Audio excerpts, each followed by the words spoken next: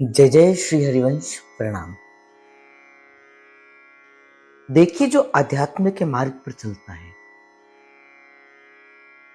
जो इस मार्ग पर चलकर अपने जीवन को साधना चाहता है, उसे अपने जीवन के अंदर गुरु की आवश्यकता अवश्य पड़ती है। बिन गुरु के ज्ञान तो प्राप्त किया जा सकता है, तो भक्ति को प्राप्त नहीं किया जा सकता। भक्ति तो गुरु प्रसाद के स्वरूप के अंदर देता है। प्रभु कहते हैं, मैं तुमसे बात कर सकता हूं, किंतु तुम मुझे पा नहीं सकते। पा तब ही सकते हो जब तुम गुरु की कृपा को लेकर मेरे पास आते हो। इसलिए महाप्रभु कहते, राधा वल्लभ मुख कमल निरख नयन हरिवंश। जो महाप्रभु ने जो अपनी वाणी के प्रति जो नेत्र दिए हैं, उन नेत्रों से जब हम प्रभु को देखते हैं, फिर प्रभु का वास्तविक स्वरूप हमें दिखता है। अब आप में से काफी सारे साधकों के प्रश्न निरंतर आते रहते हैं, निरंतर कोई ना कोई वो प्रश्न पूछते रहते हैं, और मैं उन प्रश्नों का उत्तर देने का यहाँ पे प्रयास करता हूँ जो प्राय अधिक आते हैं। एक प्रश्न बार बार आता है कि भैया, दीक्षा का वास्तविक अर्थ क्या होता है? देखो, यहां से मैं जो कहूंगा, जैसा कहूंगा, वो मेरे अपने वास्तविक अपने भाव है। दीक्षा का अर्थ केवल मंत्र ले लेना, इसे दीक्षा नहीं कहते। केवल कान में गुरु के द्वारा मंत्र ले लिया, इसे दीक्षा कहना नहीं। अपने गुरु के प्रति, चाहे जो भी आपके गुरु हैं, उन्हें इष्ट मानकर उनके प्रति अपने जीवन का समर्पण भाव कर देना, इसे दीक्षा कहा जाता है। गुरु मंत्र लेने से नहीं बनता, गुरु तो मन देने से बनता है। जिस दिन गुरु ने आपको सौंप दिया, वो मंत्र दे दिया, अब आपके जीवन का कोई संकल्प अथवा कोई विकल्प रहे ही ना। फिर राजी है हम उस रजा में, जिस रजा में मेरा यार राजी। किसी स्थिति में रखे, किसी वर्ण में रखे, किसी देश में रखे, किसी वेश में रखे, गुरुदेव हम इस बात को जानते कि मेरे जीवन का हित करने वाले केवल और केवल आप हैं।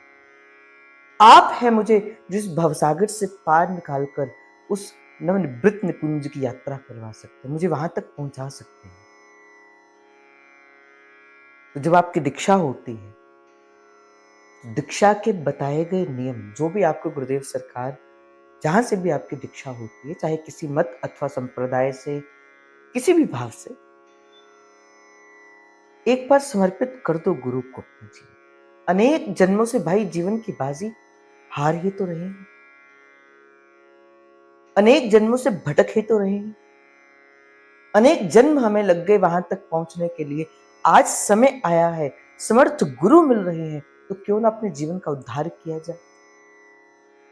तो दीक्षा का वास्तविक अर्थ मेरे अनुसार मंत्र लेना नहीं, गुरु को मन देना है। और जिस दिन गुरु ने आपको दीक्षित कर दिया, जिस दिन आपको मंत्र दे दिया, बस अपने जीवन को एक बार एक निष्ठ होकर गुरु के चरणों में रख लो। बस अब आपसे कुछ नहीं चाहिए। और गुरु का प्राण क्या है? नाम ही तो गुरु का प्राण है, जो उसने अपने गुरु से लिया। ये नाम ही तो उनका प्राण है, ये नाम ही तो उनका सर्वस्व है। और भाई, गुरु क्या देता है? नाम ही तो देता है। नाम ही तो गुरु ने आपको दिया। मंत्र के रूप में क्या दिया? भगवान का नाम ही तो सुनाया। तो गुरु ने नाम दिया, गुरु ने अपना प्राण दिया, गुरु ने अपना सर्वस्व दिया। जब गुरु ने देने में अपना सर्वस्व दे दिया, तो आपका भी अपना सर्वस्व अब गुरु के चरणों पे समर्पित करना है। यही दीक्षा का वास्तविक अर्थ है। इसी से दीक्षा होती है, इसे दीक्षा कहा जाता है। और हमारे तो गुरुदेव सदा एक बात को कहते, वही गुरु माने शिष्य नहीं होए, शिष्य माने गुरु। शिष्य अगर मुझे मान ले, मेरे गुरुदेव ये हैं।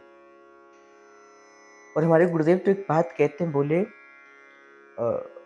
शिष्य चाहे ना अपने समर्पण के भाव से, अपनी भक्ति के भाव से, गुरु ना भी चाहे कुछ देना हुआ, शिष्य ले लेता है, गुरु को देना पड़ता है। एकलव्य की कहानी आप सभी ने सुनी भी होगी, पढ़ी भी होगी, जानी भी होगी। तो एक बार अगर अगर आप दीक्षित होना चाहते, सबसे पहले अपनी पात्रता बनाइए। जब तक आपको ना लगे कि मैं पात्र नहीं हूँ, तब तक दीक्षा मत करिए, तब तक दीक्षा मत लीजिए। और जब हो गया, फिर कर दीजिए समर्पित अपने जीवन को गुरु के चरणों के प्रति। तो मन दीजिए। जय जय श्री हरिवंश। प्रणाम।